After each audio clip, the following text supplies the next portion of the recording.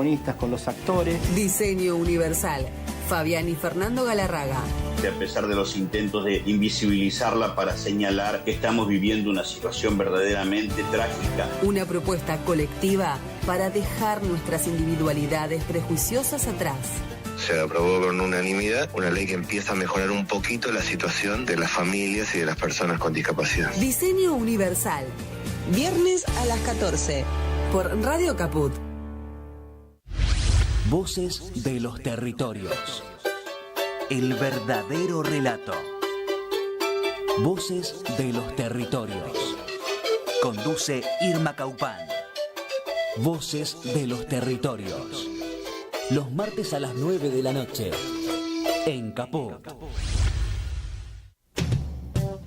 Radiocaput.com. Estás conectado. Estás en Caput. Que matas el olor en el fuego más sagrado de hoy y buscarás el amor en un rostro ciego de lo que ya no sos y quemarás el rencor en el fuego de un infierno precoz y buscarás esa voz que te recuerde para siempre quién soy. Y eso es así, ya lo verás. Hay gente arraigada solo a su mezquindad, en la desazón de no adueñarse del sol. Perdieron las alas de la fraternidad. Pájaro enfermo, sueña que vuela dormido, buscando en el cielo un sentido. Las nubes le hacen de nido fractal, donde cantará. Voces y contexto. Un concepto expansivo. Todas las voces, todas. También la tuya. Un programa que no te deja tranquilo. Un programa que no se queda quieto. Voces y contexto. Todas las voces, todas en Caput. Buenas tardes, amigos. Estamos en otra emisión de Voces y Contexto aquí en Radio Caput, en el estudio Chicha Mariani. Y hoy muy contenta porque tenemos una invitada que es un gran talento y es un encanto como persona también. Es una gran actriz y además cantante. Le damos la bienvenida y las gracias por haber podido venir a Lucía Aduris Bravo. ¿Cómo estás, Lucía? Muy bien, gracias, Adri. Gracias por la invitación. Y qué lujo estar en el Chicha Mariani. Sí, no, nada menos que en el Chicha Mariani. Y bueno, hace un ratito estuvimos en la cocina de Eve. Y acá está el pasillo de Norita Cortiñas. Me encanta, un lujo.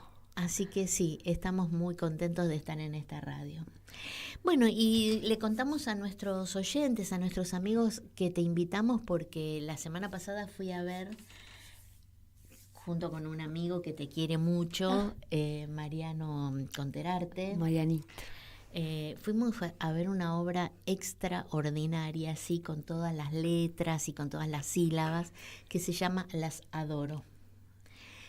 Y bueno, es una obra encantadora, entrañable, de una profundidad que probablemente no se pueda sospechar a priori. Uh-huh. Y bueno, ¿cómo llegaste a Las Adoro? Brevísimamente, Las Adoro son dos hermanas actrices que son ancianas, se presentan y bueno, y hay ahí una serie de vicisitudes con ese pasado teatral y con una oferta actual de participar en una película, pero bueno, ¿cómo llegaste a Las Adoro? Bueno, Las Adoro es un proyecto que pensamos un poco en conjunto en el génesis del proyecto, junto con Juan Serrauch y Mariano Saborido. Juan Serrauch es el director y el dramaturgo de la obra. Yo con Juanse previamente hice Saraos Uranistas, que es una obra que todavía está en cartel. Hay que ir a verla. Sí. Y Paquito, la cabeza contra el suelo. además de otras cosas que hemos hecho juntos. Y fruto de la amistad de nosotros tres, de compartir muchas tardes, muchos mates, muchas risas, muchos universos en común, empezamos a pensar la idea de hacer una obra en la que los personajes fuesen actores y actrices viejos, o sea, ya con mucho paso del tiempo encima, viejo en el mejor sentido de la palabra.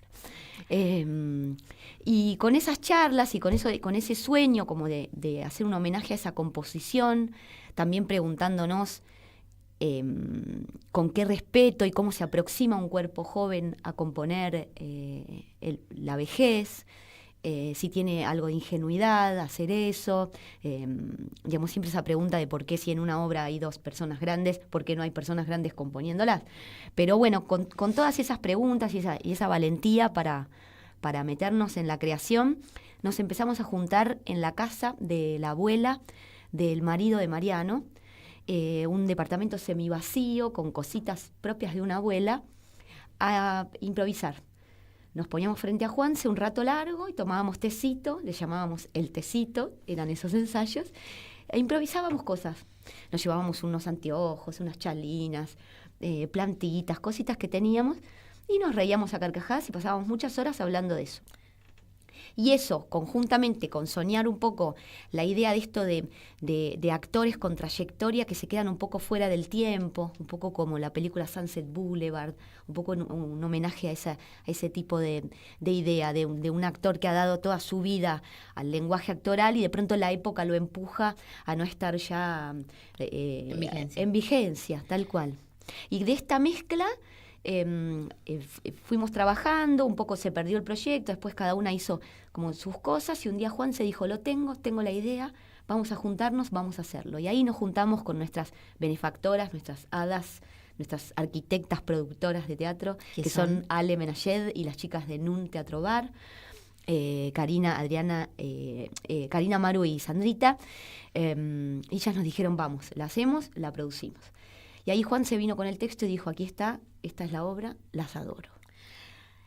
Además, quiero decir que no es una obra cómica, aunque hay mucho humor. No es una caricatura de la gente grande. Uh-huh. No es un disfraz.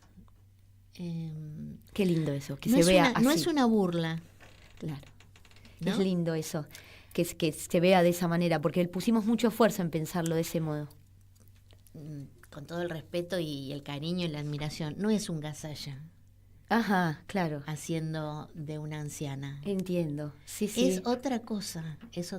Y les comento a nuestros amigos oyentes que también Mariano, que hace de José, porque está Herminia y José, también Mariano, pero sobre todo Lucía, que hace de Herminia, es una anciana.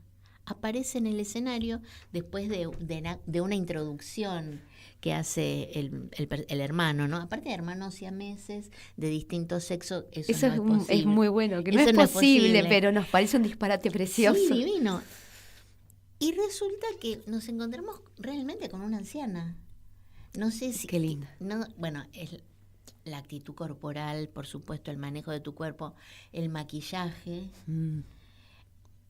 Es una anciana, es una señora muy mayor. Qué lindo eso, que se ve así. El maquillaje es de Ada Mefrón, que es un genio, un artista del maquillaje bárbaro, con el que ya hemos trabajado. Y aparte la columna también tiene como una adaptación. Tengo como una prótesis como para generar también más la idea de la tendencia propia del cuerpo. Pero me halaga mucho que se vea de ese modo, porque pusimos mucho esfuerzo en pensarlo de ese modo. En cómo hacer para que no se viera justamente eso, una caricatura o una parodia. Una parodia, claro.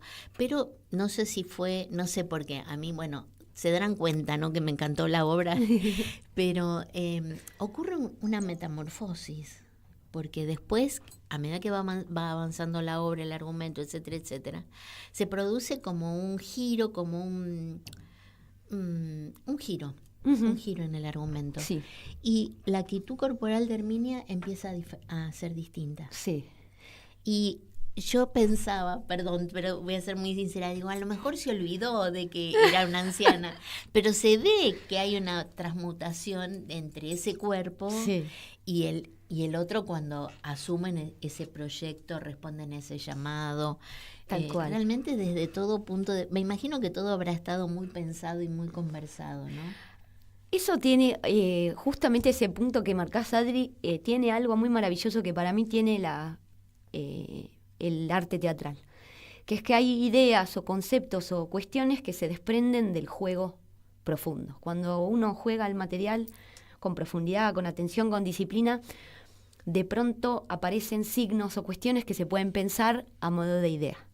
Y lo que pasó con justamente esa escena en el final es que había algo del tránsito de la obra y de lo complejo que es mantener esa corporalidad toda la obra, que en el momento del final, que es tan apoteósico y empieza a parecer casi que Herminia se desprende de su cuerpo,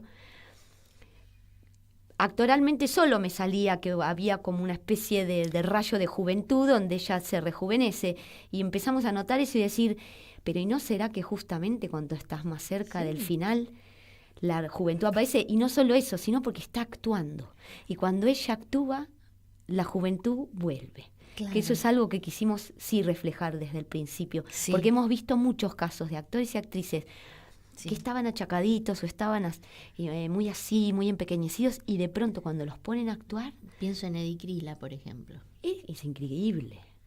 Cuerpos que estaban de una manera y cuando actúan, de pronto los huesos recuerdan otra forma, la voz aparece de otra forma. Sí. Entonces eso lo tomamos y dijimos, es acá, eso hay que jugarlo con toda. Sí. Además, otra cosa, bueno, después vamos a hablar de tu trayectoria. Arrancamos directamente con Las Adoro. Además cantás. Sí. Hay un piano, un muy hermoso piano en escena, pero... Vos cantás, pero no con ese piano, es decir, se escucha, hay unos acordes que vos hacés, pero después la música es otra. Sí. Pero es asombroso escucharte cantar, porque además cantás muy bien, con mucho gusto. Y estuve leyendo por ahí que empezaste a cantar en forma callejera. Sí. Con unos chaboncitos que te invitaron y que cantaste cumbia. Sí, exacto. Y es muy verosímil, ¿no? Con lo poco que yo te conozco, no me resulta raro verte. ¿Cumbia y tango? Cumbia y tango. Sí, empecé con el tango. De eso, que eso no hay. No se consigue. Sí, empecé con el tango y después con la cumbia. Con unos chicos que conocí en Mar del Plata de una manera muy fortuita, que me invitaron a su banda de cumbia. De ahí arranqué. O sea, nunca, con esto quiero decir, nunca fue mi idea en el origen ser cantante. Siempre tuve mucho contacto con la música, mi papá tocaba el piano, siempre hubo mucha música en mi casa, pero nunca fue una idea mía decir, voy a ser cantante. No estudié canto nunca hasta el momento en que me puse a cantar. ¿Y ahora me entreno, sí. Ahora actualmente no, pero siempre cada tanto voy y hago como unas clases de refuerzo y sobre todo de técnica. Pero... Porque cantás muy bien, con mucho gusto y con, no sé, bueno, creo que acompaña todo lo demás de una manera muy original. Qué lindo. Tenés un muy lindo timbre de voz y bueno, y eso le da a la obra, no sé, más brillo. Qué lindo, hermoso. Sí, disfrutamos mucho, eso fue como una cosa de Juanse, decir, van a cantar porque tienen que cantar, porque a Juanse le encanta. Que eso suceda y me conoce mucho también y eligió justamente ese bolero que no vamos a decir cuál es para no spoilear, pero aparece un bolero que lo eligió Juanse para que yo lo cante, que es muy potente porque además tiene una cosa como de lamento y de colocar la voz en un espacio que yo no venía acostumbrada a hacer eso, y él me dice, vos tenés que cantar esto, esta zona vocal que tenés que buscar y probar. Así que fue un disfrute desde el principio. Claro. Y bueno, y entre toda esta maravilla que ya les digo, no es lo que ustedes... bueno, yo no tenía un prejuicio en el mal sentido. pensaba que, bueno, más o menos, no es lo que más o menos pueden pensar que van a ver, es otra cosa. Y la obra va ascendiendo, va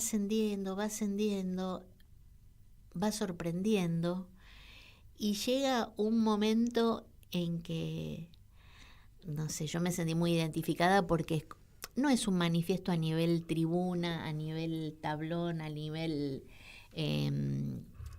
Sí, manifiesto, total. Es una toma de postura desde la ética, desde la estética, desde el arte, desde lo humano, sí.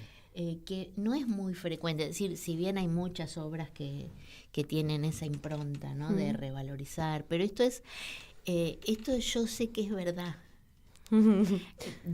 ¿Por qué es verdad? Porque me lo transmitieron a mí. Claro. Entonces, esto que hablan ustedes en un momento, casi al final, de la importancia del teatro, de seguir actuando, sí. Es encarnarlo en la vida, sí. y en la vida de tantos actores, actrices, sí. de hoy y del pasado también, ¿no? Tal cual. Como una antorcha que se va pasando. Eso es hermoso, como lo ves. Sí. Y también es lindo que digas que es verdadero porque te lo transmitimos. Eso también pienso como que potente del teatro, que a veces hay obras en donde uno dice cosas, pero si no se transmite no es lo mismo. Como que la transmisión desde otro orden del lenguaje y del misterio tiene que estar en conjunto con lo que se diga. Y tenés razón, como algo de enarbolar ese homenaje es una manera de abonar a la idea de que es una antorcha que continúa, de que pertenecemos a una tradición que viene de atrás y seguirá hacia adelante. Viene una tradición que viene de milenios. De milenios, que se fue encarnando en cada uno que pasó la antorcha, porque un poco la obra lo que piensa es eso, actuamos lo que vimos actuar y lo que alguien vio actuar en otro. O sea, yo actúo las actrices que vio mi madre actuar, y cuando mi madre hacía las caras que ella creía que eran las actrices que vio, eso es lo que yo recojo de esa tradición, y así sucesivamente. Además de que también en la composición de la vejez actuamos todas las señoras que vimos, y todas las abuelas que quisimos, y todos los abuelos que quisimos, y todos los que nos cruzamos en la calle y nos conmovió su gesto. Eso me parece muy poderoso, que hace sentido en sí mismo, que es el teatro mismo, es como decir, bueno, ¿de qué habla la obra? En el fondo, del teatro. También de la hermandad, también pero habla del teatro. Sí, y ahora que decís, que habla del teatro, ya está escrito en piedra. En piedra. Lo acabamos de escribir en piedra. Me encanta. Pero también me conmovió no sé, como de ese sentido de hermandad, que es hermoso, y que en este caso es muy profundo, y que se sintetiza, no quiero espolear, no lo voy a hacer, en un pequeño gesto, en un pequeñísimo gesto, podríamos decir, casi imperceptible, de los hermanos, sí. con sus manos. Con sus manos. Y y eso tiene una potencia simbólica, y yo diría simbólica y no simbólica, ¿no? Porque ahí lo ves ahí. En acto. En acto, y vos te identificás con eso, y pensás en los hermanos que no tuviste, sí. En lo que tuviste. Total, en quienes se transformaron en hermanos, en las amistades, sí, en los libros, en la música. Y en ese lazo tan sutil que no se parece a nada. Tal cual, que no se parece a nada. Y está aquí en estado, me parece que en estado puro, pero elevado a una sutileza que trasciende probablemente digamos, a la anécdota. Claro. No es la anécdota de que son buenos hermanos, es ese sentimiento profundo de la hermandad, ¿no? Tal cual, sí, y que tiene múltiples facetas, porque en un punto también cuando vos las ves ahí a interactuar o los ves interactuar, se retan un poco y se chicanean y de pronto se dicen, no, pero vos me dijiste tal cosa, no, tal cosa, y acto seguido, ¿querés un vasito de agua? Como, Un profundo amor. Un profundo amor en esa complejidad, y como vos decís, como algo, como de un sustrato más silencioso que está como... que abarca todas esas cosas que están sucediendo, que es lo que verdaderamente refleja el vínculo que tienen. Que es el amor. Que es el amor profundo, tal cual. Sí. Y el respeto absoluto a sus dolores, a sus soledades. Sí, y la admiración. Sí. Porque José admira a Herminia. Sí. La admira y la mima de alguna manera. Tal, ¿no? Cual. Es lo que yo siento. Bueno, y Herminia tiene más carácter, es más enérgica, pero también tiene como un grado de comprensión de José que es bueno, que los dos son como indispensables uno con indispensables, total, sí, de comprensión profunda. A mí la última escena donde le dice, te quiero contar algo sobre mí, y ella le dice, no importa, yo siempre lo supe. Como algo de eso, de respetar el silencio, decir, no importa, hay cosas que no se dicen, que siempre se supieron, y que yo te acompaño y mataría por vos, porque ella, cuando lo tiene que decir, lo dice. Cuando está en la anécdota del vernissage, que se burlan del hermano, ella dice, dicen algo sobre mi hermano, es profundamente ofensivo, claro. Y se retira del lugar. Como esa forma del amor, ¿no? No sé, que tiene tanta... Esto que decís, Adri, como tanto hilo para tirar, en donde aparecen cosas que a mí me sigue maravillando esto, como nosotros simplemente somos tres amigos que nos encanta el teatro y nos juntamos a hacer teatro, con temas y cosas que nos divierten y nos gustan, y con 2 teléfonos, que nos gustaba tener el teléfono que tiene el disquito y hablar por teléfono al mismo tiempo, que es una cosa del orden del juego de la infancia. Sí. Pero que de ahí se puedan desprender todas esas otras cosas, a pensar, a sentir, a comparar, a espejar. Eso me parece la magia absoluta del oficio. Y creo que lo hacemos con mucho respeto, con mucho trabajo. Nosotros trabajamos muchas horas en lo que hacemos. Tenemos muchos años puestos en el estudio, en el pensamiento. Con Juanse tuvimos la chance de dar clases juntos. Son muchas horas de pensar el oficio, la transmisión del oficio, con aciertos, con errores, con divagues, pero siempre con ganas de morder fuerte ahí, sabiendo que ahí hay algo de lo humano, o que habla de lo humano, que nos enciende, que nos provoca absolutamente. Sí. Y creo que ahí es infalible. Ahí no importa entonces después qué pasa con la obra, si va a estar 8 funciones, si es teatro independiente, si va a venir funciones, no 8. Y eso es la maravilla, que de pronto hicimos algo que tiene una repercusión enorme, que decimos, bueno, algo de eso estaba en nosotras previamente, pero en eso, en la profundidad y el cariño puesto en el trabajo, no como idea anterior. Yo creo que eso la gente lo valora porque se nota. Yo creo que hay gente que crea con esa idea o ese valor puesto previamente sobre algo que pegue o sea bueno, o te vengan a ver, no sé, como algo de... No quiero burlarme tampoco, porque no es mi intención, pero sí creo que hay cierto gesto que se nota. Y el espectador es muy sensible a esas cosas, creo yo. A veces hay casos en donde el gesto está previo y también hay buena recepción y se juntan las dos cosas. Pero me parece que acá está puesto el acento en otro lado, y entonces nos parece... nos sorprende y nos llena de orgullo que suceda esa recepción. Claro, porque eso es verdad. Es lindo eso. Es verdad. Lo verdadero. Otra cosa que me sorprendió es esa voz en off de Alina, mencionando los dúos de hermanos. Eso es maravilloso. Él sabe de verdad, de memoria, es como una especie de enciclopedista, de investigador, y sabe de memoria los dúos o tríos de hermanos y hermanas que se han dedicado al arte escénico en Argentina. Y los dice de memoria, con un amor. Eso nos conmueve. Yo tengo que ir de vuelta a verla. Sí, cómo no. No una vez más, sino muchas veces más.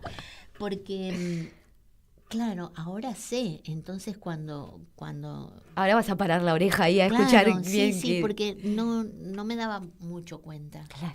que era eso. Y después otro hallazgo alucinante y alucinógeno, que hay algo en el escenario que sorprende. Sí, el truco. La ropa en los percheros. Ah, eso es bárbaro. Y entonces la ropa en los percheros también es como un pasaje, opera como lugar de entrar a otra parte. De borde total, Sí, de sí. límite, en ese no lugar en donde están. Y esa luz que está detrás Eso es espectacular. ¿Ves? Pero eso, vuelvo a lo mismo porque me vuela la cabeza a mí. Juan se escribió la obra y digamos se junta que Juanse Rauch tiene actualmente 28 años. 28 años. Como que no perdió ni un minuto de tiempo. De un minuto de tiempo. No, es una maravilla. Es un creador que por favor síganlo porque es una cosa única, una joya. Ya entra en las letras grandes del Teatro Nacional. Pero Juan se escribió la obra, se juntó con el iluminador, que es Facundo David, que es un genio de las luces, con el que hemos trabajado mucho en Paquito, en Saraos y en otras cosas, y también con Gonzalo Córdoba Esteves, que es un escenógrafo increíble, que está haciendo las obras más importantes que están ahora en el San Martín, en Calle Corrientes, y vino a trabajar con nosotras al Teatro Independiente. Y como de la idea que tiene Juanse, de lo que escribió, ellos como creadores aportan también su idea, y Juanse le dice, yo creo que la luz va por acá, y entonces el iluminador dice, sí, pero yo cuando vi el ensayo, lo que veo es que en realidad va por acá, y el escenógrafo lo mismo, dice, sí, bueno, están en una casa, pero en una casa que es como, y esto es como qué, y acá qué puede pasar. Y sobre eso entran los cuerpos de los actores, que entonces empiezan a hacer de esos juegos, y entonces decimos, bueno, pero no hay puerta, ¿por dónde pasamos? Por la ropa. Y entonces eso se vuelve signo y decís, bueno, pasan ahí, es como una membrana entre el lugar y la otra dimensión. Sí. Y entonces todo empieza a tener... Y la otra dimensión que es luminosa. Exacto. Porque es así. Porque vienen de la luz y van hacia la luz, eso es maravilloso. Y esa cosa también tan poderosa e inteligente de Juanse, que la obra arranca... con José, como vos decías, haciendo una descripción de la hermana, diciendo que ya sabe que va a entrar la hermana. Hablándole a un público que no sabés si sos vos en la butaca o un público imaginario de este actor que no puede parar de actuar. Pero dice, yo ya sé que mi hermana va a entrar. Entonces quizás es algo que se repite eternamente, quizás todo el tiempo la hermana entrará siempre en ese momento, porque quizás ese momento es un no momento. No están ahí, aquí, ahora. No sé... esas cosas, pero que solo salen después de que el acto creativo estuvo, no están antes. Claro, y vos sabés que yo, por supuesto que me quedé muy, muy impactada después de verla, como te dije hace un ratito, y te dije y lo dije cuando escribí un comentario. Y la impresión me llevó varios días, no fue que me olvidé, no, esta obra siguió resonando, y me acordaba en el fin de semana de un poco de algunas cosas tan interesantes que dice Pompeyo Audibert, ¿no? Uh-huh. Que hay una dimensión de lo metafísico y de lo fenomenológico. Absolutamente. No es solamente, bueno, no sé qué pasa ahí. Ahí pasan otras cosas. Bueno, a mí me pasaron, no dudo que a ustedes les pasa. Y es maravilloso, realmente es un arte con mayúsculas, y es un arte que trasciende las artes escénicas, ¿no? Es un poco el arte de la vida también. Tal cual, sí, el arte de la vida. Eso que decís de Pompeyo a mí me parece genial.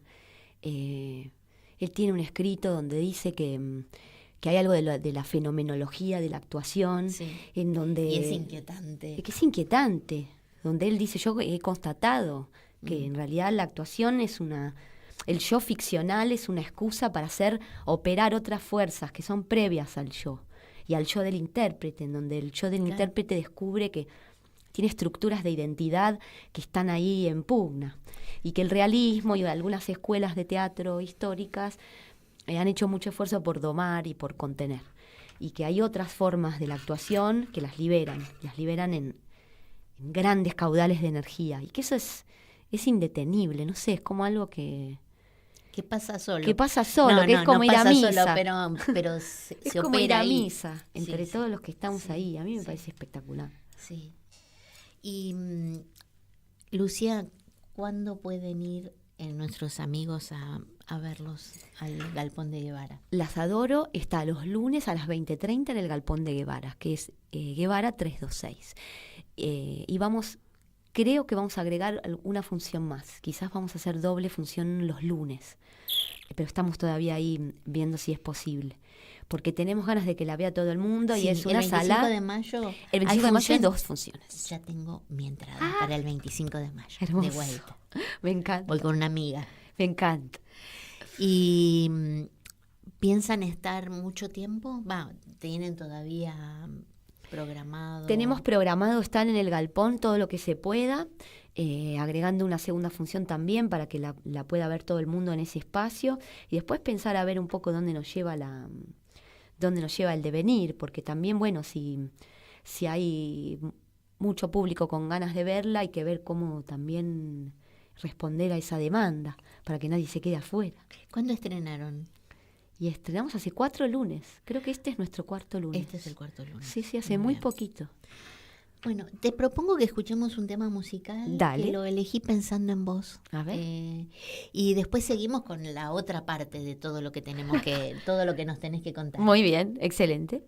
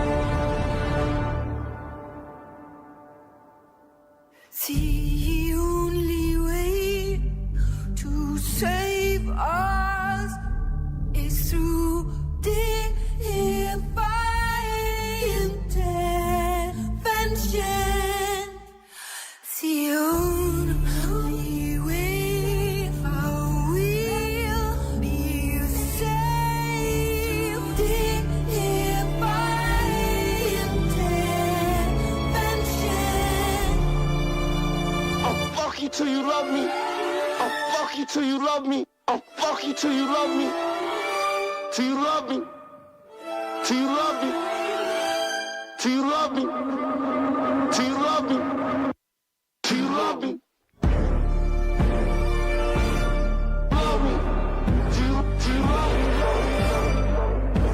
I'll fuck you till you love me. I'll fuck you till you love me.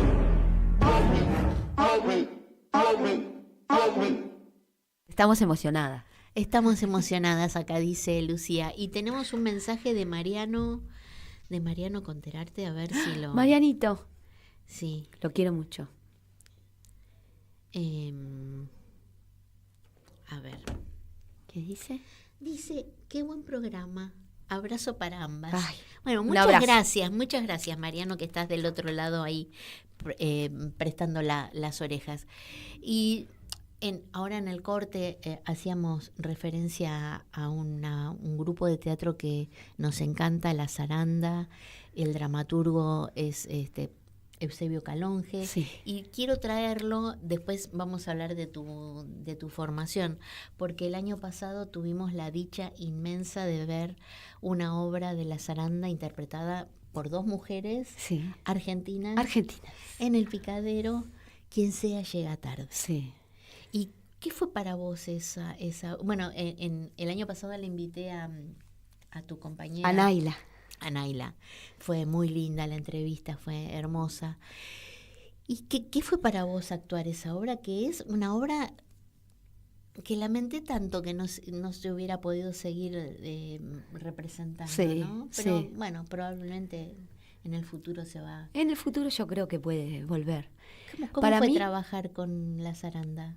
En principio fue una especie de, para mí como una convocatoria a la selección. Lo que le pasa a un futbolista cuando lo convoca a la selección, para mí fue trabajar con La Zaranda.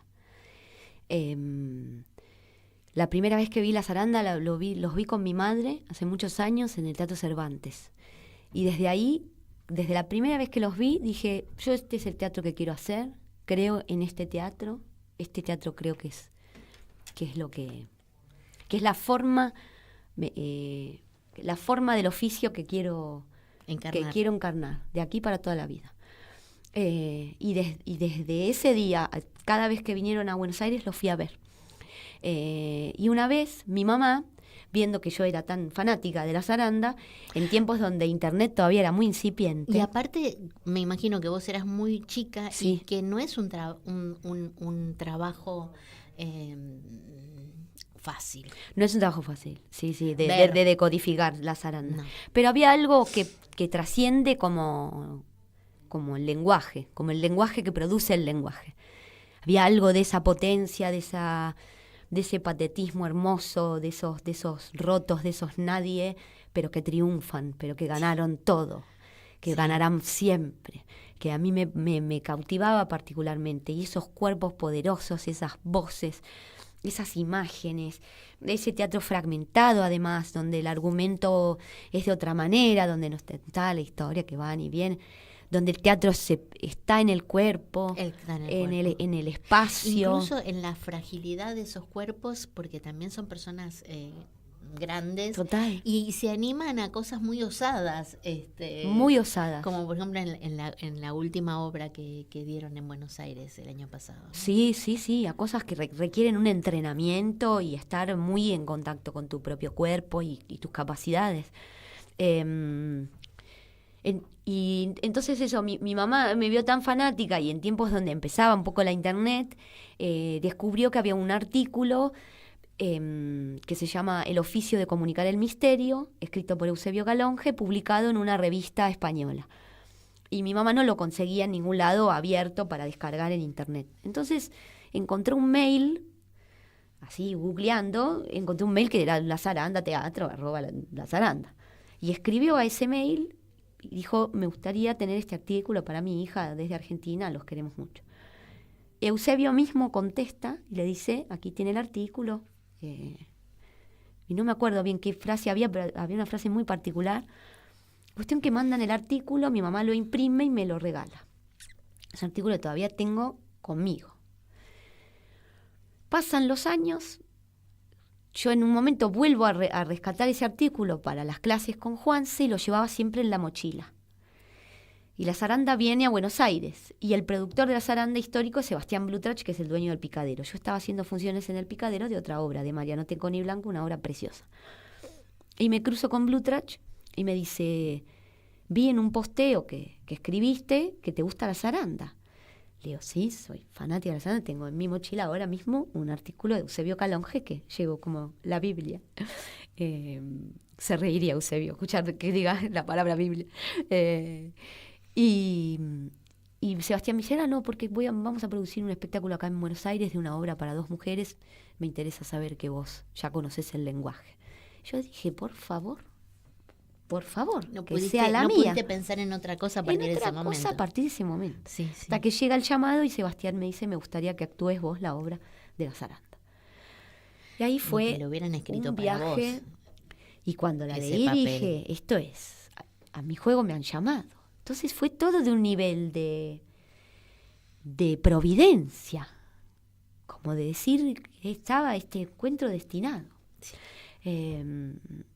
Y los conocí, fue toda algarabía, todo un sentido del humor y de la belleza. Y ellos tienen una manera de ver el mundo, sobre cómo comprenden la dignidad humana, que a mí me conmueve. Les conté que yo siempre veo la Semana Santa sevillana por YouTube y veo los desfiles de las cofradías con las imágenes.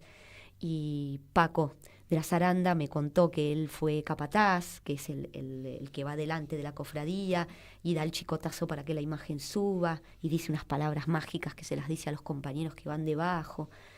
Así que unas cosas de un nivel de ensoñación absoluto. Empezamos a ensayar y dimos Con quien sea llega tarde, que fue un proceso muy arduo, de mucho trabajo. Ensayábamos muchas horas. Sí, Fue eso muy contaba largo, Naila, sí. muy exigente. Que Muy exigente. Ensayaban todos los días. Todos los días, de lunes a lunes. Entonces se llegó con mucho trabajo encima y con también el cansancio que produce ese tipo de trabajo contrarreloj. Pero dimos con una obra que le tenemos mucho afecto, que el público acompañó en la medida que acompañó, porque también la cartelera teatral es muy poblada. Y también con los años la gente olvidó un poco, no se conoce tanto la zaranda como en cierto momento en donde en Buenos Aires la zaranda era nombre propio y garantía de arte absoluto.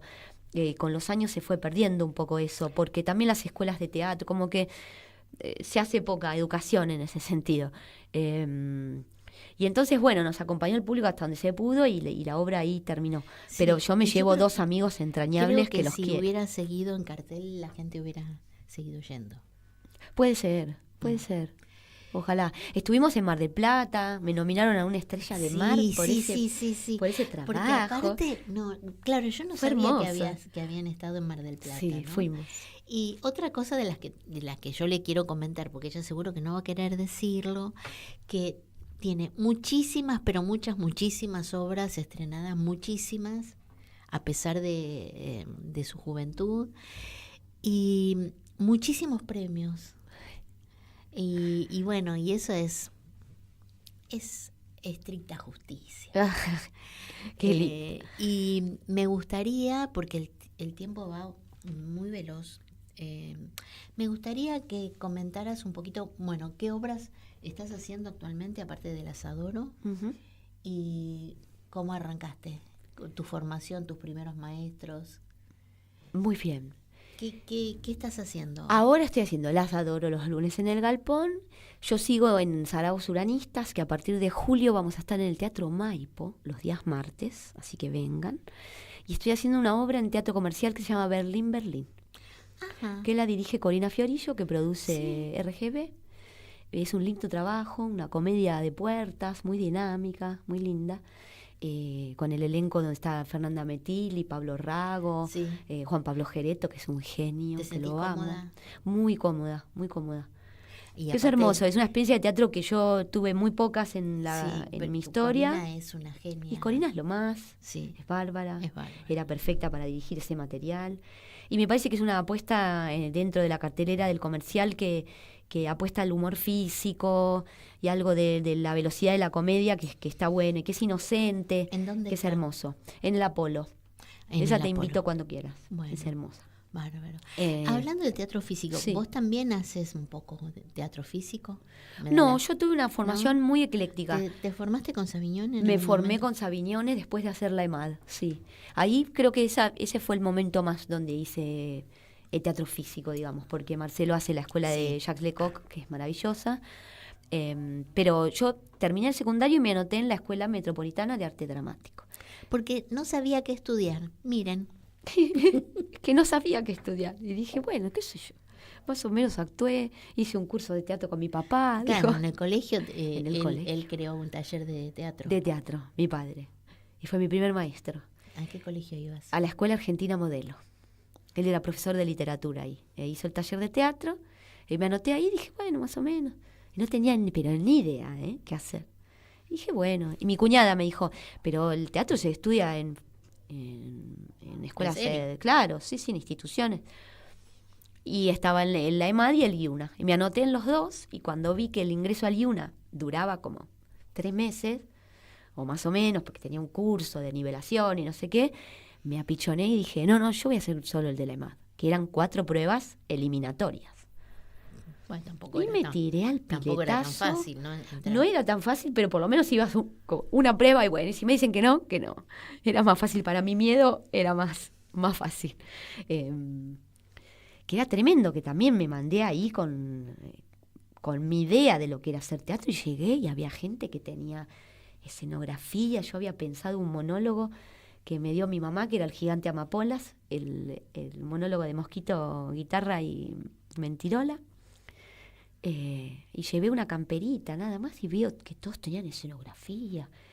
Y ay, yo me quedo afuera acá y voy a hacer un papelón. Bueno, entré. Y mi primer maestro fue nada más ni nada menos que Ciro Sorsoli, Ah, bueno. que es un artista Sí. que yo admiro profundamente. Y fue mi primer maestro en la EMAD. Y después lo tuve a José Cáceres, que es un genio total. Y después a Antonio Célico y Manuel Longueira.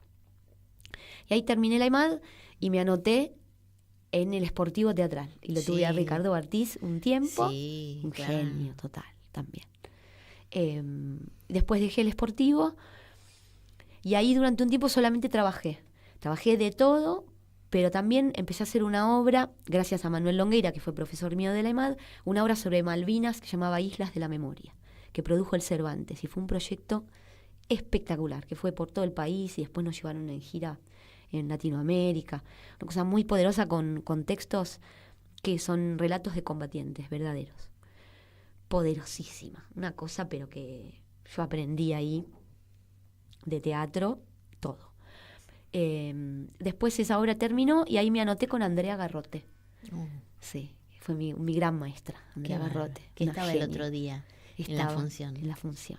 Sí. Es espectacular ella. Una niña que sabe mucho y tiene además un sentido de la ética del teatro que a mí me conmueve. Y también hice con Marcelo Savignone la escuela de Marcelo Savignone. En un tiempo muy difícil, porque ese año murió mi madre y yo estaba sin trabajo, estaba como en un momento muy, muy perdida. Y este aquí que a la vuelta de mi casa daba clases Savignone, porque yo en ese momento vivía ahí en el centro, acá cerquita. Y alguien me lo mandó y no sé qué, me dijo, mirá, este profe que es bárbaro. Y es bárbaro. Es bárbaro. Y ahí empecé, iba todos los miércoles, religiosamente, y me salvó la vida. Una maravilla. Y las vueltas de la vida, mirá, que ahora trabajo con Marcelo Savignone en Berlín. Con mi maestro al lado. Una maravilla. Y ahí después seguí, y después hice de todo. Hice dramaturgia con Nacho Bartolone, que también es un genio, y con Mariano Tenconi Blanco, otro genio. Por suerte me he cruzado con gente muy talentosa, muy increíble. La conocí a Mariela Asensio, que entré por un casting a una obra de ella. No quedé en ese casting. Pasó el tiempo, ella me llamó y me dijo, me acuerdo de vos en la audición, quisiera que vengas a trabajar. Siempre tuve reveses de ese estilo, entonces yo ya, cada vez que me pasa una en contra, siempre digo, Es cuestión de es esperar. cuestión de esperar porque alguna revancha va a haber, porque me han pasado miles de esas, de ¿Sí? no quedar alguna cosa y decir, ay, acá se acabó todo. Pero los que Y no de te pronto- seleccionaron se habrán arrepentido claramente. ¿No? No sé, Bueno, no sabés, no lo puedes decir. no lo sabemos. Entonces, bueno, estás en Berlín. En Berlín, las adoro y en Zaragoza. Y en Zaragoza. Esas son mis Y obras. Paquito tuvo mucha... Paquito tuvo muchos años en cartel, no creo que vuelva, pero fue un proyecto maravilloso. Y después hice muchos años Pampa Escarlata, que es un proyecto que me encanta, con grandes amigos. Que esa obra siempre está al volver, siempre cuando podemos y tenemos un hueco la hacemos porque nos encanta. Y después, hasta hace muy poquito, estaba haciendo Quiero decir te amo, con Violeta Ortiz Berea. de Mariano Tenconi Blanco, que esa probablemente también en algún momento va a volver. En cuanto haya un hueco, lo haremos. Claro, bárbaro. ¿Y tenés algún proyecto así con vistas a futuro, más o menos próximo? ¿O qué te gustaría hacer? ¿O cuál es tu ilusión? Mi ilusión sería, en principio, viajar con las Adoro. A mí me encantaría llevar las Adoro por el mundo. Por todas partes. Por todas partes. Y Zaraos también me encantaría. Con Quiero Decir Te Amo tuvimos la posibilidad de viajar mucho, pero que me encanta. Pero con ellas es distinto porque son también amigas de muchos años. Entonces me encantaría llevar esa obra. En un momento estuvo la posibilidad de viajar a España con la obra de Eusebio, pero yo justamente por mis proyectos acá en Buenos Aires tuve que declinar esa oferta, que para mí fue un dolor tremendo, pero estábamos en un contexto muy difícil y para mí hacer una gira que estaba buenísimo Te interrumpía. Me interrumpía la continuidad laboral del año. Claro. Y es un año y un contexto muy complicado como para resignar trabajo. Y teníamos las Adoro ahí en Gateras, ya se estaba cocinando. Claro. Y bueno, así que me jugué el pleno y dije, bueno, hago las Adoro y Berlín. Y así que ahora es mucho trabajo porque son funciones todos los días, pero con una felicidad enorme. Y me dan ganas de eso, de llevar la obra por otros lados, de volver a trabajar con gente que quise mucho, como Emiliano Dionisi. Yo hice una obra con él sobre Molière en el Colón, que es una obra que para mí tiene que volver.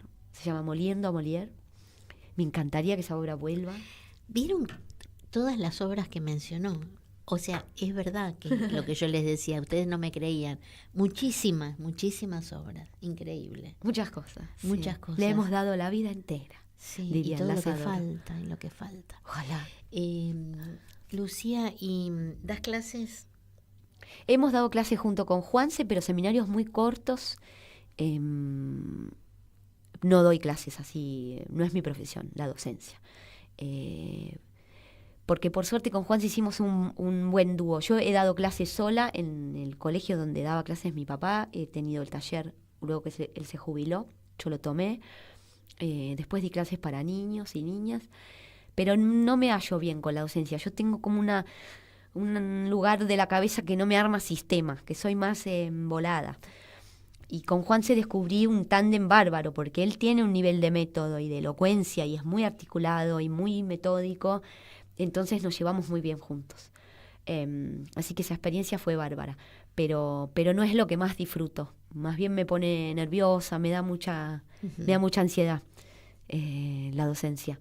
Pero lo disfruto mucho, lo que pasa con el alumno o la alumna que viene y prueba físicamente teatro, me parece de una de las cosas más bellas que he visto. Ver cuerpos que se transforman. Claro.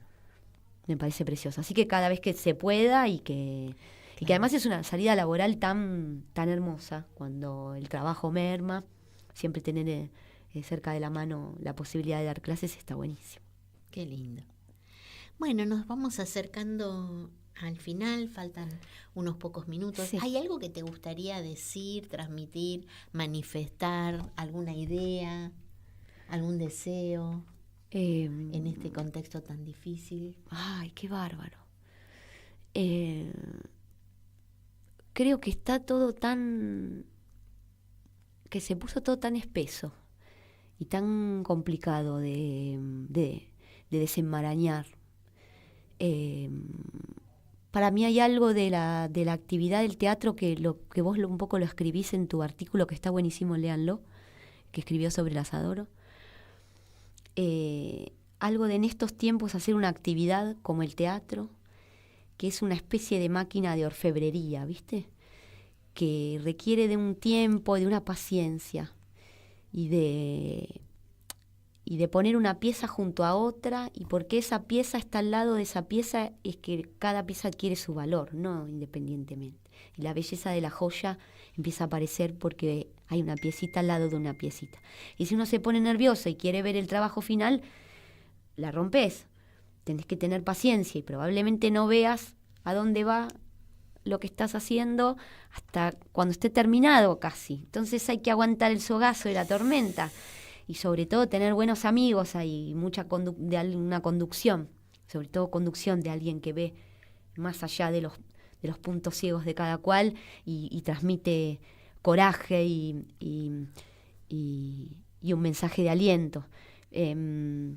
Eso es lo que hago para vivir y lo que me emociona es poder hacerlo y que eso contagie al menos una forma diferente de estar en el mundo. Si eso ocurre, yo ya me doy por hecha.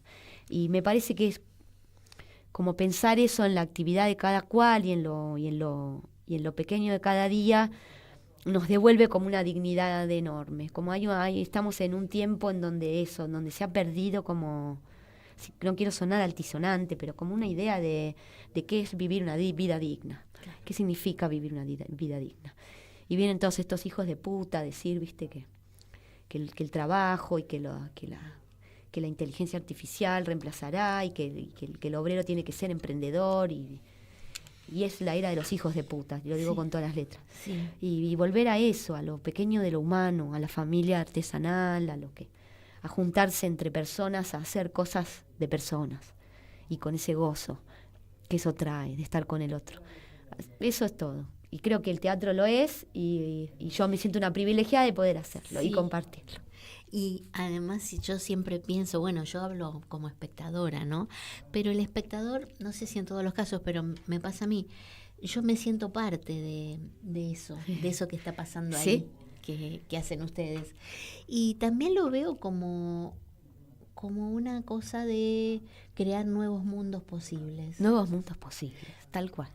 No desde la fantasía, sino del cuerpo, de la emoción, del espacio compartido, otras realidades. Y ahí también en el teatro se va generando.